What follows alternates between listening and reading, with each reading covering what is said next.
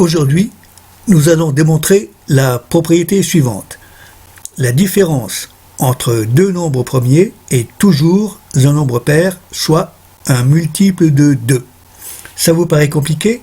En fait, c'est un exercice de niveau 3e, c'est-à-dire brevet, donc un exercice très simple. Tout d'abord, je vous rappelle la définition d'un nombre premier. Qu'est-ce qu'un nombre premier? Un nombre qui n'est divisible que par 1 et lui-même.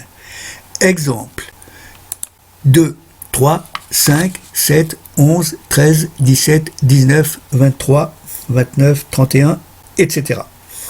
Vous remarquez que tous ces nombres sont impairs. En effet, par définition, un nombre premier ne peut pas être divisible par 2, puisqu'il n'est divisible que par 1 et lui-même, sinon par définition, il ne serait pas premier.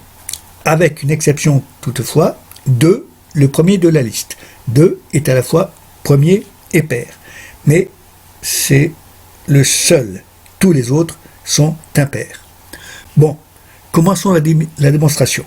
Soit P et Q, deux nombres premiers. Le nombre qui suit immédiatement P est P plus 1, et le nombre qui suit immédiatement Q est Q plus 1. Si P et Q sont premiers, P plus 1 et Q plus 1 sont obligatoirement pairs. Et la différence entre P et Q est la même que la différence entre P plus 1 et Q plus 1. Si P plus 1 est pair, il peut forcément s'écrire sous la forme P plus 1 égale 2A, A étant un entier. De la même façon, Q plus 1 étant pair, Q plus 1 peut s'écrire sous la forme Q plus 1 égale 2B. La différence entre Q et P, soit Q moins P, est la même que la différence entre Q plus 1 et P plus 1. Elle est donc égale à 2B moins 2A, c'est-à-dire 2 facteurs de A moins B.